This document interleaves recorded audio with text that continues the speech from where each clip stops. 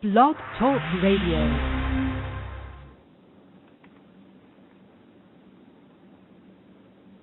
Hey everybody, this is Politicus Radio, and I'm Jason Eastlake. And I'm Sarah Jones. On today's show, we're going to be knocking down a great big old lie that tends to come back up every election year, that Democrats are just like Republicans. The whole both sides do it, both parties do it, false equivalency, blah, blah, blah, yada, yada, yada. We've heard it all a million times, but yet it won't go away. No. If you've been on your Facebook page recently, you can attest to the fact that it's just getting heated up in time for the election, as it does every election year. So, if you haven't been on your own Facebook page, maybe you've been on someone else's Facebook page today. Hush up now. You've heard quite a bit of, well, both sides do it. Yeah. This all stemmed from my Facebook page is pretty active, and I've got a lot of great readers and friends on my Facebook page. So, and they debate. There's a lot of dissent on my page, people who have differing opinions, and I enjoy. They all have really respectful of each other, but they have a good debate.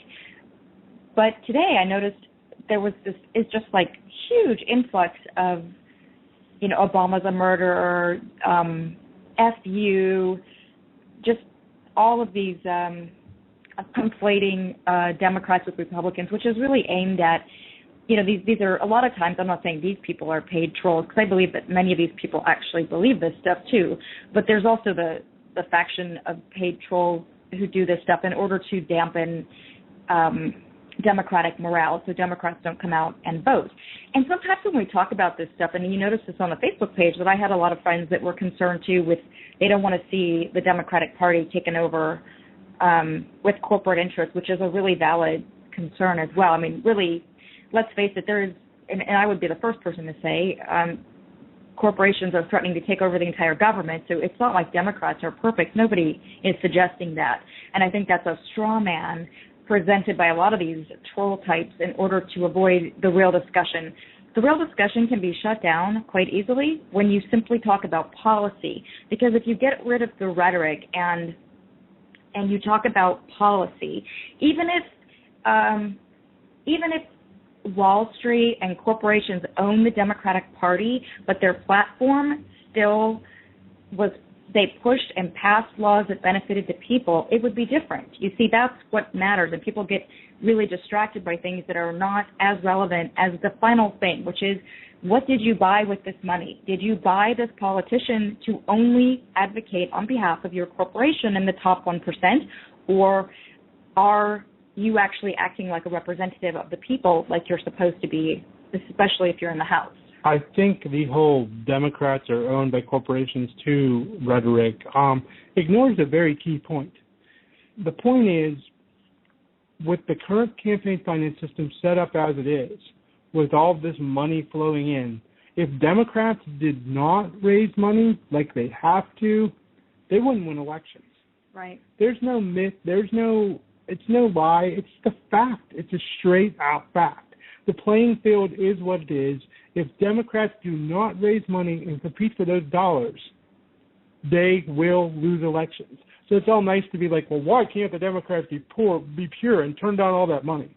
Well, it would be great if they could. It would be great if people weren't swayed by 30-second ads. It would be great if ad bombardment didn't happen. But it does happen. And you know why it happens? You know why the Koch brothers spend hundreds of billions of dollars on ads? Because it works. Yes, it works. It works on people who aren't the people listening to this show. They're not informed.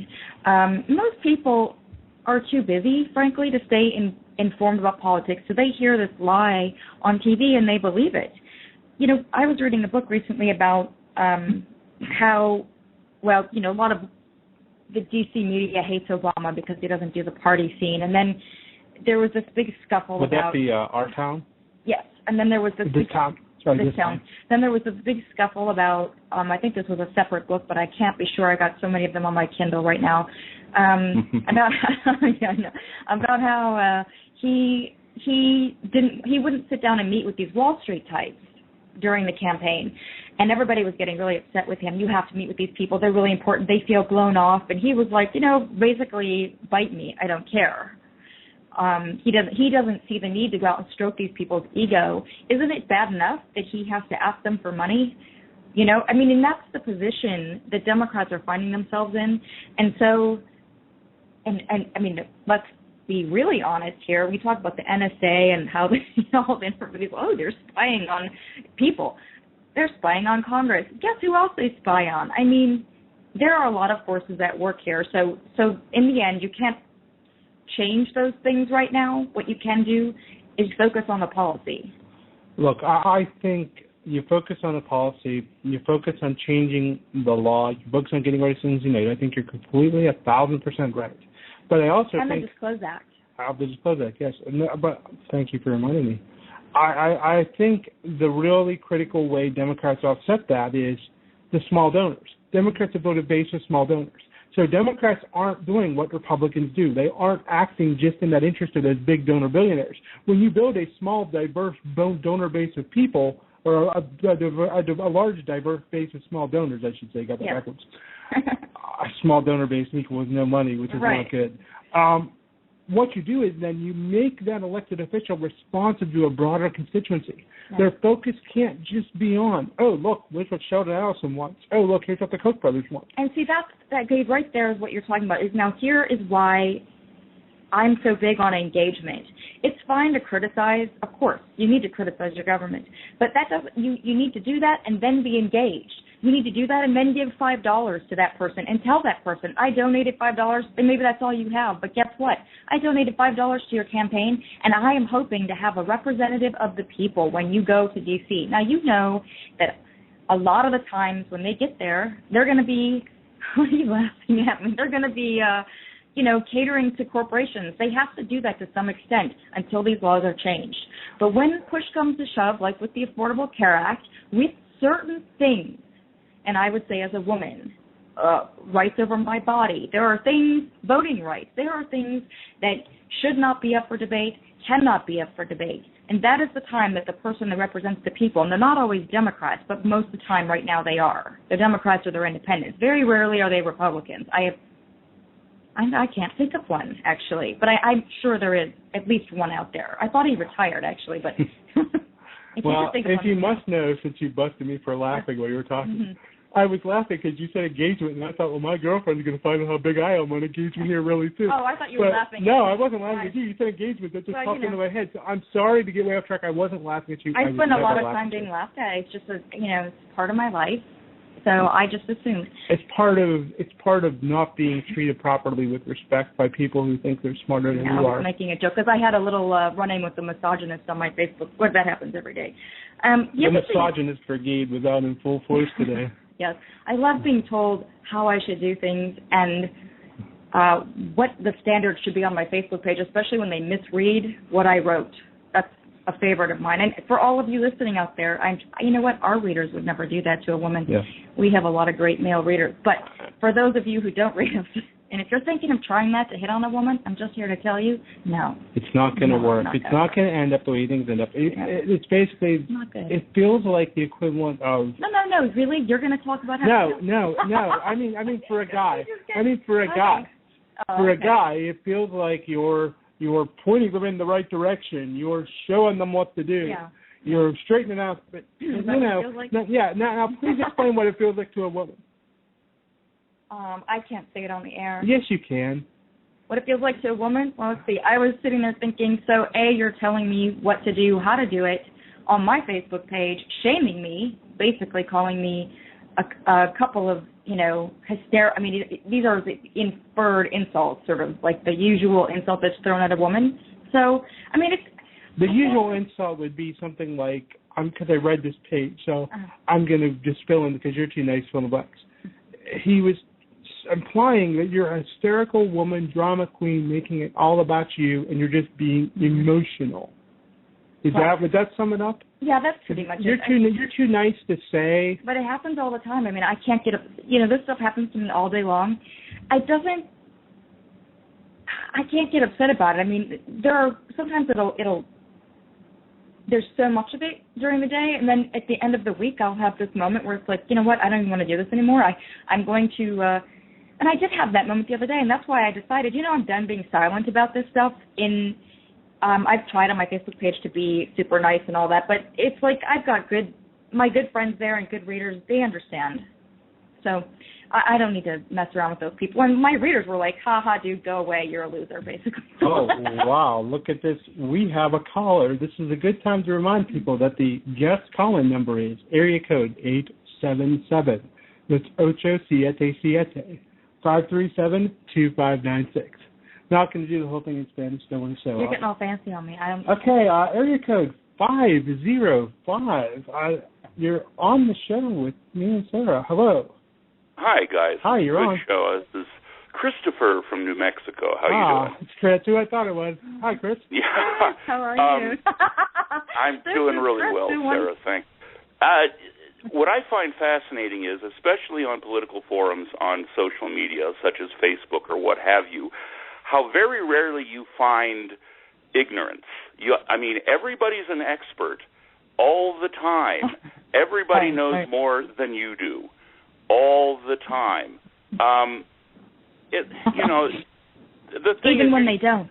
Especially when they don't. The thing is that when you're on something like Facebook or what have you, there are going to be a lot of people with varying degrees of political knowledge and varying degrees of knowledge of political history that are going to pipe up and speak with authority that they simply don't have. You talk about emo-progs. Go over, for instance, to Fire Dog Lake, and you'll have a great many people. Sorry. This is the favorite topic of ours personally. You'll have a great many people that will tell you that they will not be satisfied unless they can have a president that's a melding of Noam Chomsky, Howard Zinn, and Yoda. And they simply won't be happy until that happens immediately. They don't understand. I'm 53 years old. I'm not especially old, but I've lived through, 11 presidents and read about all the rest. And there has never been, not one president that has done everything that I would want to do or not done everything that I wanted done. It's just that's not the way that reality works in the political process in America. You have to be kind of practical. And the problem that I have, I, of course, have many problems with the political right, but the far left just drives me insane because stop the world I want to get off is not a cogent political thought. It really isn't. You're not going to get anywhere riding your fairy unicorn around Utopia Field. You have to be a little bit pragmatic. Okay, I have a question. Wait, I need to say one thing. Okay, now it's gone. I just, everything you've just said really strikes a chord with me. The thing is, I don't care if someone doesn't know something. I don't mind if they don't know and then they need to be educated and they're open-minded to and they want to hear about it. But I can't stand, and that's what I wrote my statuses about today, I don't like being lectured to by people who know so much less than I do, and when I tell them the facts, they simply deny them. There's no way to have a discussion with someone like that, and the problem is, what I really want to say is, it's one thing to pick on the readers over there, who have those beliefs, but my real beef is with the folks that are misinforming people on the left. And I'm not saying that's Fire Dog Lake. I'll just, I usually do ask people really, really nicely. I ask them, where did you get that information and who told you that? Because shouldn't they go back to that source and ask them why they were being misled for 4 years? Why were they told that Obama didn't want to close Gitmo for 4 years? Who was lying to them and asking for money over that when it wasn't true? Why doesn't anyone hold these people accountable? Because then we wouldn't have all these really angry people who are waiting for the fairy unicorn to come down to the White House. I have a question for both of you before you run away, Chris, if you're still there. Okay.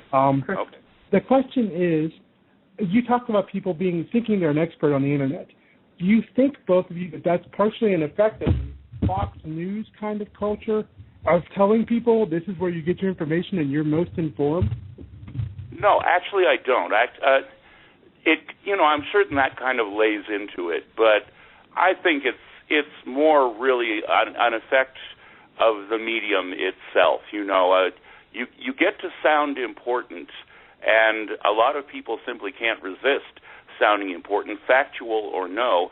And if you get an idea in your head, and the idea becomes foremost, and so you start looking for facts to bolster the idea in your head rather than reading for fact or context. I think that just happens as a part of the medium. There is misinformation, but that's how I see it anyway. And, I did a story probably a long time ago now on the demographics of the far left, and it seems like doesn't seem like the data shows they're white male, they're disgruntled, and they're basically a mirror of the far right of the Republican Party. And to me, these people are so disgruntled because the party's moved on without them. The party's become more diverse. It's majority women now. It has high percentage of African Americans, Latinos, all kinds of people are in the party now. They aren't the people calling the shots anymore. Well, you just described David Sirota. You know that, don't you? Yeah. I know.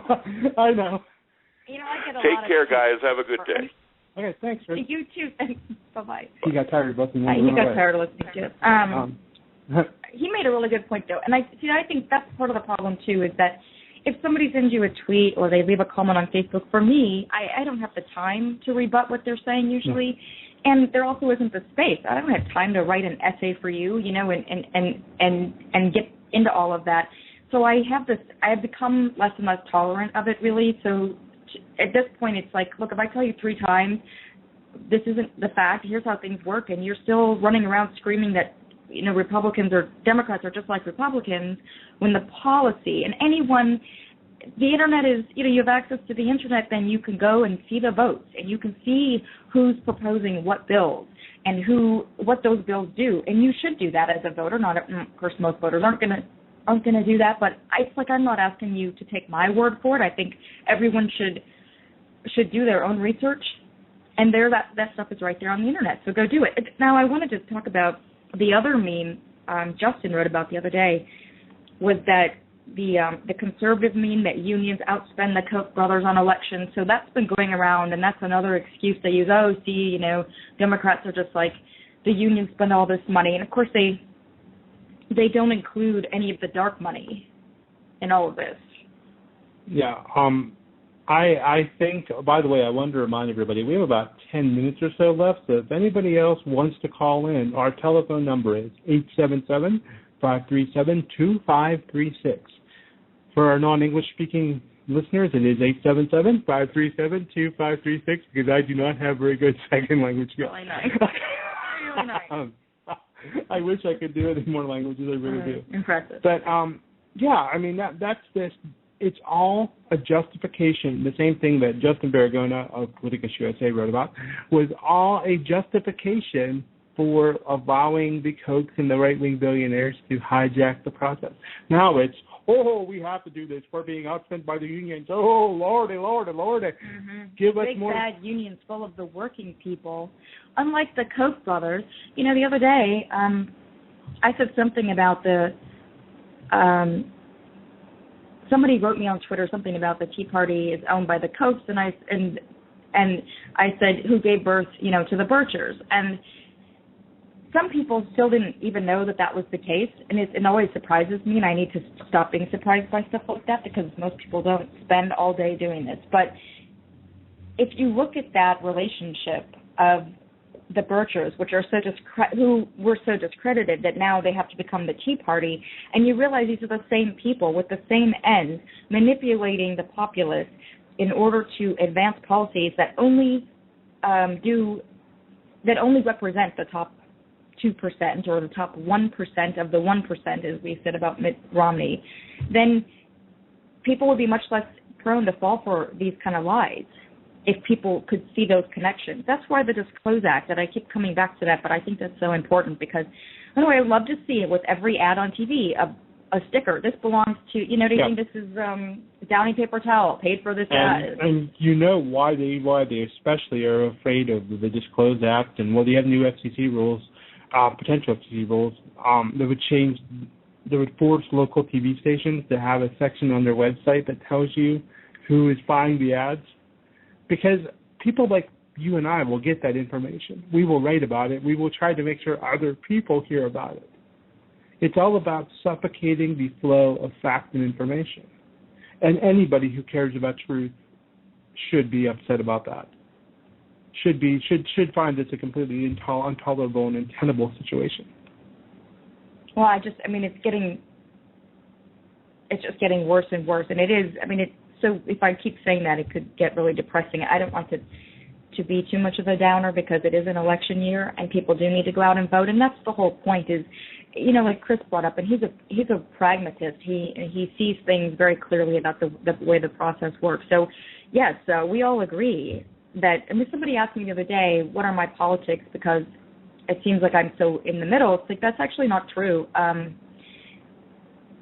Or I guess I wouldn't define it that way. What I would say is that I have the same goals as a lot of my friends who describe themselves as socialists, but I see getting there in a different way. I'm looking at making actual change, and I think it takes both. I actually think it does take both types, so that's why I don't get as irritated by that stuff. You're pragmatic. You have broad goals. I do. High goals, but you're pragmatic about how to get there. But I do think that it's important to have people pushing from the far left, yeah. Who, even if they don't understand the process, because they're articulating values that are important, and if no one's pushing from that side, then you have way too much to the right. However, I do take issue with folks who claim to be the far left, and actually almost everything they articulate really sounds much more Republican and conservative. And you look at a lot of these folks, and Chris mentioned this too, but you see this sort of disdain for minorities and disdain for women. That's not a Democratic platform, and I'm not going to buy that that's left. That's complete bull crap. They have a disdain, even it seems, for the issues. They disdain the people, but they don't even want to discuss the issues. Mm-hmm. They don't want to hear about it. If it's not Edward Snowden or Bradley Manning or right, and I take issue with that. If those are your only issues, I'm not believing that you're actually far left. That's libertarian left. There's no such thing. That's an invention, some sort of hybrid invention of coolness, and I get it. Those are important issues too, but they're not the only important issues on the table, and I don't think you can claim some kind of superiority or far left status just because you care about those things, especially if you don't care about these other things. If you don't care about, if your emails, if you're so worried about the government reading your emails, but you don't give a crap if your neighbor can go vote who's black because he's being discriminated against, I don't think that that's left. I gotta say, I am still learning on a lot of issues. I'm trying to open myself up to a lot of things, but I don't understand how these people can possibly describe themselves as caring about the future of the country whenever what they have most in common with many of the people in the country who vote with the Republicans is selfishness. Yeah. Utter selfishness. Self-centeredness, yeah. Selfishness. I don't want the government reading my emails. Yeah. Well, if the government says that you can't get the health care you need, well, I don't care about that. Yeah. Can I get my health care? Women's bodies no longer have. I mean, to me, I was really impressed with what President Carter said, because this is really a major issue of our times. You're talking about a time when what's happening with the Hobby Lobby case, Republicans are trying to take ownership now of our unfertilized eggs. That's absolutely ridiculous. We're not even talking about embryos or fertilized eggs anymore. Now we're taking it to fertilized eggs. We own the fertilized egg has more rights, and we own the fertilized egg inside of your body. This is actually pretty crazy and pretty not okay. And if you don't care about those things, I got an issue with that too. I don't think that's liberal. So I don't want to be lectured to, and that's what I see is those kinds of people than beating up on people who care about issues that are in the Democratic platform: voting rights, women's rights, immigration. These things that matter to a large percentage of the people in that party. Yeah, I just do not, and I cannot comprehend why, if you claim you want the Democrats to win, and the party is a majority women, we hear this, I swear, we must hear this every single time we write about, or you specifically, because you're a woman, so they come after you. They tell you that what you're writing doesn't matter. This issue doesn't matter to us. Well, we're Democrats. Did I tell you about the tweet I got from some dude at Fire Dog Lake, a writer from over there? I wrote about rape once. He sent me a tweet telling me basically that I shouldn't be writing this stuff, and I was advocating to violate the law, and I really need to grow up, kind of this sort of tweet. It's like, what? I just started laughing. It's like, and you wonder, just no. That's all I can say is no, because I don't even know where to go with that. As if, rape was lawful. Yeah. Excuse me. Was I not writing about something that's against the law? Because I thought it was. I would think that whenever a whole entire gender, once again, I keep saying this when this hits every day till people understand this, is the majority. Yeah. Is being assaulted physically, mentally, and emotionally. That should matter. But there's a large percentage of unmarried women who are not registered to vote. In 2010, I think it was, I just tweeted this morning, I think 36%, that I might be off, that might not be accurate, but it's around that number, that aren't registered to vote. And so it's easy to, frankly, it's not fair to the women who are engaged and active, but it's easy to ignore this entire gender when 36% of unmarried women are not registered to vote. So I would say everyone, men, all the great men that read us, and the great women, go and get your girlfriends, your sisters, and your moms. Your daughters. Your daughters. Your young daughters that are college age that may not be voting. And make sure they go to register to vote now, because it could take months. It took me a long time to be able to get registered to vote the last 2 times I moved because of all the voting ID laws that have changed. So now it's become this sort of, you might as well just, put aside 5 days for it and hope it takes less. Look, we have about 90 seconds left, and I just want to say that, Sarah is such an inspiration, and I personally learned so much from talking to her. I'm lucky enough to get to talk to her. Okay. Everybody else just has to settle for reading her and learning.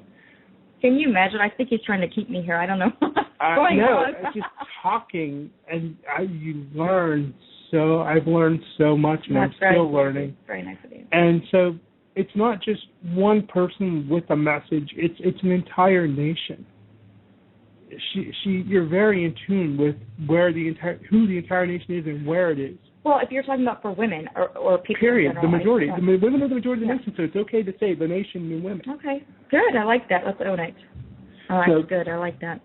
So, it's stupid. It's absolutely idiotic that we pretend like women are some sort of subset when they're the majority. They're the silenced majority. Yeah, the conservatives go over there and whine about being the silent majority, but in fact it's women. Yeah, and if you want to know how women get ignored, just look at your primetime schedule and notice that there are a grand total of 2 women hosting cable news shows. I don't even need to, okay, we're ending this, but I can just tell you right now, because it makes me mad every single day, where I write about laws that are made by men for women, and they're interpreted for the public by mostly white men who don't have any understanding of the challenges that minorities face, poor people face. Okay, or women. We're out of time for the live part. That's it for the live. You can keep talking if you want, and we'll just tape. All right. So please continue. Thank you, everyone. Bye-bye. That's going. It. I was just saying that it makes me really, really angry. It started to really crystallize for me during the Affordable Care Act, when we saw so many of, and these are liberal pundits. These aren't. I'm not talking about conservative pundits. Not understanding the issue, and I know these people are well intentioned, so it's not that. But it's like you're in this cushy world where you've never not had insurance. If you weren't in that world, then you wouldn't possibly be interpreting things the way you are. So what we have, that's when it really started to dawn on me that what we were doing was kind of unusual here at Politicus, because we have a lot of female writers, minorities. We have a mix across the board of folks. We still need, I think every place needs to work on getting more voices, because you can't understand someone else's experience, and one person can't speak for an entire gender or entire minority, obviously. But the more voices that you have at the table from different experiences, the more likely you are to have policy and have discussions that reflect the American people. And that's what our government is supposed to be. Yeah, it's supposed to be a reflection of the populace. Right. But there are so many people who still keep trying to claim that this government is just representing white men. It's like the founding. They haven't moved on from the founding fathers. And then we have the Republicans that are trying to say you have to own property to vote. It's like they're. Oh yeah. I'm waiting for the 3/5 rule for African Americans. I think they're doing that to women though, because they are. They're trying to. They keep talking. Over and over again. They keep saying, oh, we don't need to make equal pay for women because there are already laws that do that. And yet in their own offices, they're violating these laws. In their own attorney general's office, they're violating these laws and then coming out and telling the public all smugly, well, I love my wife and I love women, so we don't need extra laws, though. You ladies need to stop getting so upset, pat you on the head. 70 cents on the dollar, 77 cents on the dollar is fine for you. And I think I wrote something the other day and said I'm not 77% of a person, 0.77%. I feel like I'm a whole person, and I would like to be treated like a whole person. I'm pretty sure that most women are going to feel the same way. So, do you think that it's easy for men to come after women's rights, especially women's voting rights like this, because the women were the last constitutionally to get the vote? I mean, there's still that lingering prejudice that women shouldn't be voting, even if it's buried deep in our national subconscious? That's a really good question, and I'm sure that it plays a part in it. It's really hard for me to even understand this mindset. I just don't know. I was just brought up in this different world. I was just telling my mom the other day, she brought me up to believe that women could do anything men could, and that the world was much more fair and equal than what I'm learning is the reality. And I'm sure I'm not the only woman really feeling that. I mean, I knew there were still struggles, but the kinds of debates that we're having now where we have to explain why we need equal pay or talk about why we need to vote, it's getting why my unfertilized eggs are now going to be given, Hobby Lobby gets to have religious beliefs about my unfertilized eggs. I mean, it was bad enough to me when they were discussing embryos. But they've moved the goalpost 3 times, and now, here we are at the unfertilized egg. It's absolutely true. And I tweeted something the other day about, if women, because we are the majority, were running the country, if we were making the laws and media was run by women, so everything about the legal system was interpreted by women, and we were all sitting around pondering if our religious beliefs would let a man get a kidney transplant or not, or how much we own, his genitals, say, I don't think that men would be very happy about that, and I don't think it would be accepted as sort of just a regular conversation. And so what really bothers me is that I see liberal men, pundits, male pundits, getting that this is misogynistic and it's wrong, but it's like you can have this conversation and sort of stay calm about it, because no one's talking about coming for your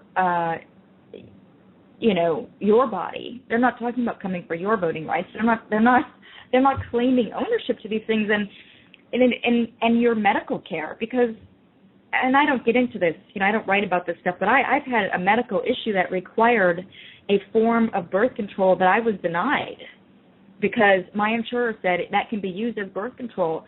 And that was a very serious medical issue that I suffered with for several years and could not do anything about until I had the money to have surgery because they weren't going to pay for it. It's just birth control isn't just about And it doesn't matter if it is. If it was just about having control over our bodies, that's enough. but it's also a medical issue. So here we are having these discussions about letting Republican men make decisions about my health care. I can't even tell you. I mean, I cannot articulate how offensive and how disturbing I find these debates, and how I'm glad that most men get this is misogynistic, but I don't think they get the sort of visceral fear that this strikes into women, because no one's coming for their sort of body parts. And that fear would seem to be the intended purpose of this movement. Yeah, I think you're absolutely right. I think they're trying to intimidate women, and you see that in the same tactics that fellow used on my Facebook page today. Those are the same tactics used to intimidate women. I mean, you see it in the tweets directed at women all the time. It's, call you try to shame you. There's a million ways to try to silence a woman from speaking up about it. Almost always, it seems to begin with attacking you physically. A man usually is judging the woman physically, and that's supposed to, I guess. Right. Well, that really bothers me. And remember when I used to write about Sarah Palin when she was really in the public eye a lot, and all of her fans would come on and call me an ugly, fat person who didn't deserve to live, basically. And I never responded to that. I mean, in fact, I used to be a model, and I never said that to them, because to me, it is irrelevant what I have done with my life. What I look like is irrelevant. And why is a woman who is overweight not allowed to speak and not allowed to have an opinion? I object to that, and I wasn't about to feed into that whole concept by fighting with the person based on their values. I don't share those values. And sadly, while that is really big with the right, you see some of that on the left too, and particularly from these sort of people that we were talking about earlier who don't really care about women's issues, and they will bring up these physical attributes or lack thereof, and it's really inappropriate, because you're talking about ideas. So let's stay focused on ideas, and let's discuss the ideas. Let's discuss the issue of rape. Let's discuss birth control. Let's discuss these things without getting personal about it and trying to invalidate somebody. And I don't know why, and especially in our culture, you see this. If you're not attractive as a woman, quote unquote attractive, whatever the heck that seems to mean. If men do not deem you. Right, if they don't want to have sex with you, then you should be quiet and you shouldn't have any opinion. And, let's just face it, the most interesting people have lived a little bit. And they are a little older. They have seen things, they understand things, they have something to say. Everyone's opinion, if they can articulate it, reasonably, is worth listening to. So, basically, we're just talking about the ways women are silenced. That's one of them. It's about your externals, and if that isn't good enough, then they'll start getting into sexually shaming and threatening rape and all the other stuff that they do. And when that doesn't work, then it's the condescension and the usual. You saw a little bit of that on my page today. I mean, it's hard, and I think because I do this every day, I've developed a lot of coping strategies.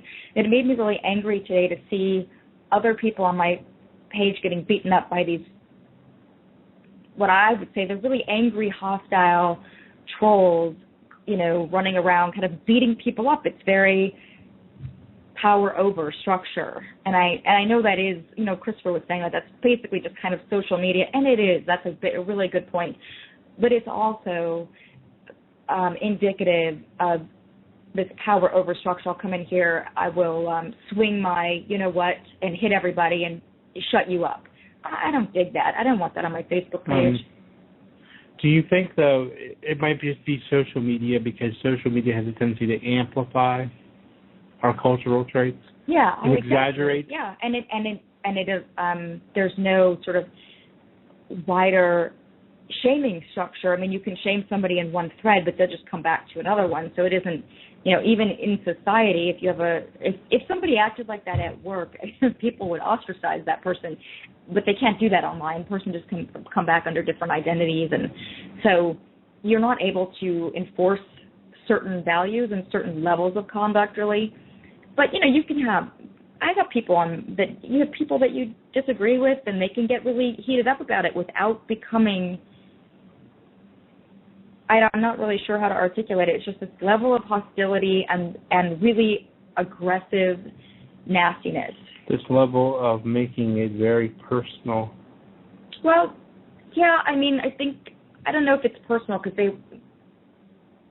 I guess I'm just talking about specifically what happened to these other folks on today that I was looking at. But, you know, there's a lot of ways to silence people, and that's basically what these trolls, these paid trolls, are trying to do, who run around conflating Democrats with Republicans. They're trying to silence this discussion and dampen morale. Okay. It's the same thing.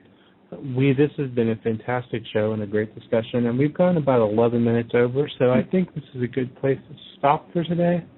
While we're recording, and probably no one's going to hear this, I will tell you that we didn't do shows for a few weeks because there was some sort of cold and virus going around, and at various times one of us couldn't talk for weeks on end. So now everybody can talk again, and we're back. Yep. So hopefully you guys will join us next time. Next time should be Monday afternoon, right around 4 o'clock. So we will see you Monday. I am still Jason. And I'm still Sarah. Thanks, everybody. Thanks for listening.